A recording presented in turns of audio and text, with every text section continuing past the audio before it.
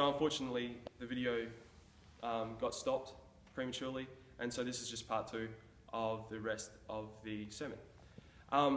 So we aren't here to dwell on that every generation has its lost part, that every generation has its negative areas, that its shortcomings.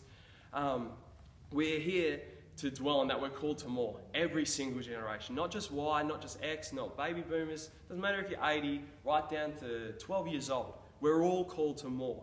We're all called to moral righteousness. We're called to see the example that was set for us by Jesus. And people talk that so much that Jesus was the example, that Jesus did this and Jesus did that, and that's what we're here for.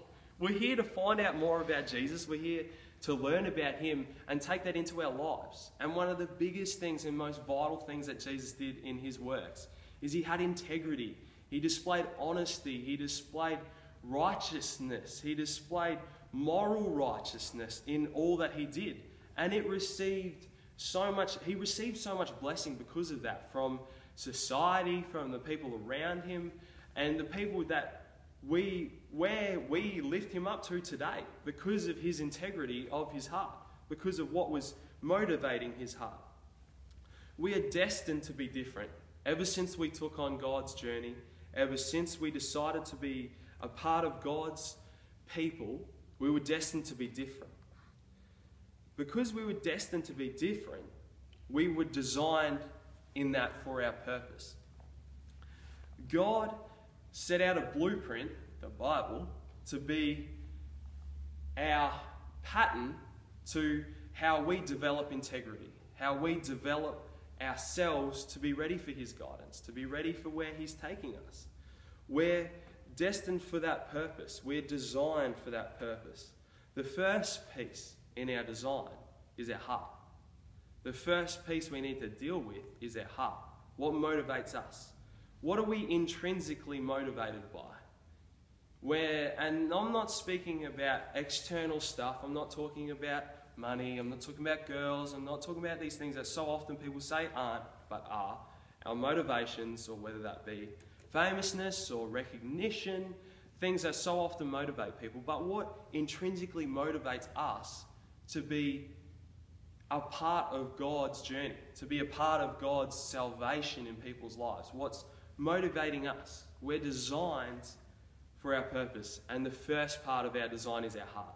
We need to deal with our heart and how that's motivating us before we can do anything else, before we see great change in society because of actions we make, in great change in our own lives because of the decisions we make. And we're not designed to be like everybody else. We're not designed to be giving into our vices, his or her vices that we have. Everybody's going to have downfalls.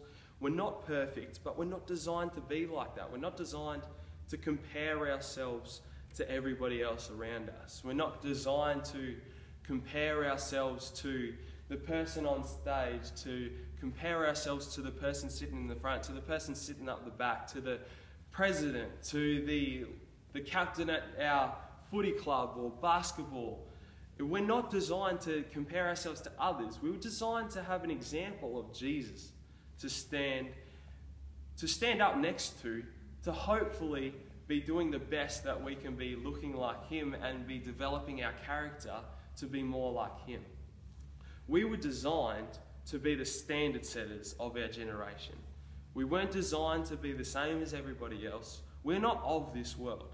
As soon as we accepted God into our lives were no longer ours. Simple as that. They became God's tools. We became God's tools to be worked for his purposes. And in that way, we're designed for a new purpose. And so we're changed over time. And we're not changed through making easy decisions. Sometimes the decisions are easy. More often than not, we're changed through making the right decision. We take into our lives the biblical pattern. We search more for what God has for us, for his guidance, for what he wants us to be doing, what the Bible says we should be doing.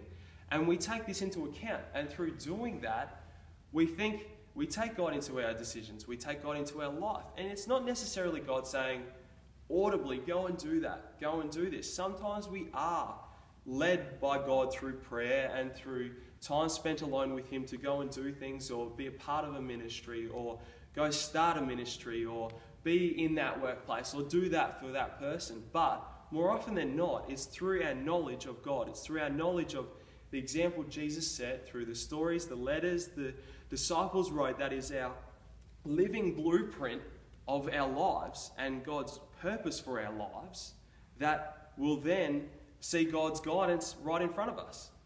Too often, people look in front of them and they think they see this pre-described idea of what God's guidance will be, of what's Jesus' guidance or God's calling for their life. I mean, it's great if you know what God's calling is, and we should all be searching to see what God's calling and purpose is for our lives. But too often we have a pre-described idea of what that is. We don't resort to God. We don't resort to time spent alone with Him. Time just saying, God, it can be anything. What is it?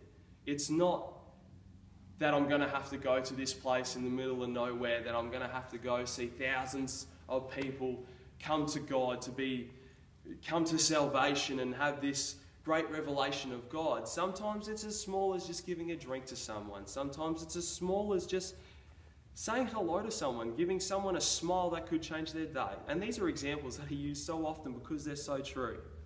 They're things that we shouldn't ever lose sight of, that so often our journey starts small and snowballs. We don't need to lose sight of the little things that build up the big things, the bricks that built the house.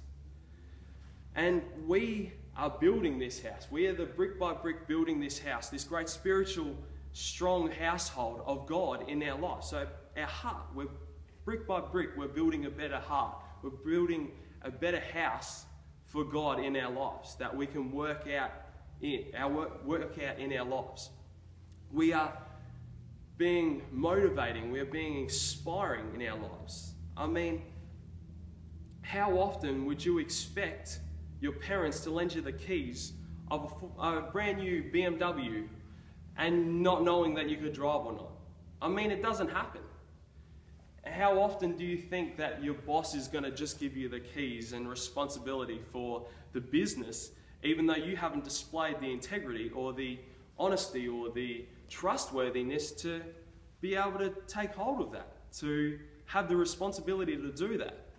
And we're not going to expect our pastor to entrust us with a whole ministry or a whole group of people without knowing that we're equipped to do that, or even called to do that. I mean, how can we assume, how is it common sense that these things aren't assumed, but then we assume God's got something great, huge, right in front of us? And I mean, God does have a great purpose and amazing things set in front of us. He has plans that He's set before us, more that we don't know and more that we are to discover. But we have a responsibility to improve our heart, to develop our character, to develop our heart so that we're ready for this, so that we can show that we are even able to be responsible for people, to be responsible for God's people. I mean, it's just silly to look over and see that there is only this tiny thing that is God's journey. That's the only thing that's going to happen. You have this prescribed idea of what God is going to do or where God is going to lead you. It could be so many manner of things that could be something that you never even thought of, but because of you making choices along the lines of biblical pattern that has been set before us, that we are being guided by God. We are being guided by Him in our actions. We see our mission. We find our mission. We find our purpose, this purpose that we're designed for. But developing our heart is the first step to this guidance. Developing our heart through the biblical pattern, the living Word of God. And so often, this comes about through trials, through things we didn't realize was going to happen, difficult periods of time that develop inside of us. But we do things sometimes for the outcome. But we look at, like even looking at this verse, where this was written and where this came from, what heart this came out of from Paul. He was writing this from jail. I mean, he has the best excuse out of anybody. I don't imagine jail back then was worse than we can ever assume jail is now.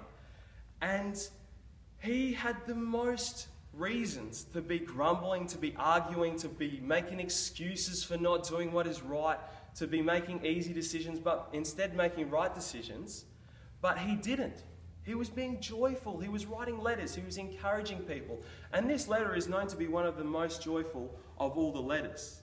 And Paul is making the decision because of the integrity and the heart he has developed from working in partnership with God for his people to be, and that's what's developed that. Working hand in hand with God and seeking his heart makes us better. It's simple as that. Seeking out God to better our heart, for more, giving more of our heart to God, simply makes us better. It's working, it's more doing a work inside of us than it's doing a work outside of us. Because the work is done inside of us before it's done anywhere outside of us. The work is more important inside of us before the important work is done outside of us, that we are done through our actions and through our decisions and choices and things we are responsible of, or choices we make, or workplaces we go to. But yes, we are developing this character. God is always seeing what we could be doing. God saw that Paul would be this encourager for the nation, sometimes telling people what they weren't doing right, and sometimes being having to pull people up a bit. But God saw that. God saw what he had for him. He saw the potential, and Paul saw that in himself. He decided to see how God saw. Paul decided to see what God saw for him. Paul decided to see how God saw him. I mean, honestly, it comes down to we are royalty. I mean, I don't know many of you like that have gone around and imagined yourselves as the son or daughter of the Queen of England. I mean, I know I've never thought of it like that before, but honestly, we have the power like that, but over this whole world, in a spiritual sense, God has entrusted us to be the standard setters of generations. We have been entrusted with the journey and the mission to be the standard setter of our generation, of the people around us. We set the standard. We don't look to others around us. We do have examples that are set by senior pastors and youth pastors and pastors around us, or just people that we let speak into our lives, that they are speaking into our lives and we let them do that. But we are meant to be the standard setters. Through that time that we spent searching and seeking out biblical patterns, seeking God's guidance in our life, seeking him to build us up, to motivate us in our hearts. That's what changes us. That's what changes us to be the standard setters. That's what develops the tools for us to be able to be the standard setters of generations. I mean, God has seen the best for what we can do. God has seen what we are going to be able to do, and we just need to simply make the decision to want to see that, to want to see the best in ourselves. We are human, we aren't perfect, we do have our shortcomings, but we see more than that from ourselves. We aren't called to be guilty, we aren't called to be sad in our ways of what we can't do or what we haven't been able to do. We're called to see what we could be doing, what we can do with God. But it's not us. It's that God works through us because we are no longer our own. We're God's humble tools to be doing his works. And I mean, there's something to be said about truly realizing your life is not your own. And there's a humbleness that comes with that. There's a blessing that comes with that. It's like a burden almost that's being taken off your back, because we do nothing without God. God is in every breath we breathe. God is in every step we take. It's our decision to make sure we see him in that we are aware of him in that decision. But yes, we are to be glad of any result. It's doing a work inside of us, just doing something. And then we continue to do these things. We continue to make these choices, to make these decisions, these turns, developing our integrity, developing our hearts. And then through that, that is going to develop a strong heart that is going to have great fruit, that is going to have great fruit in a generation, that's going to have great fruit in your friends, your workplaces. It's going to change. We are blessed by God through our seeking of his heart in our lives. We are blessed with love, with joy, with peace.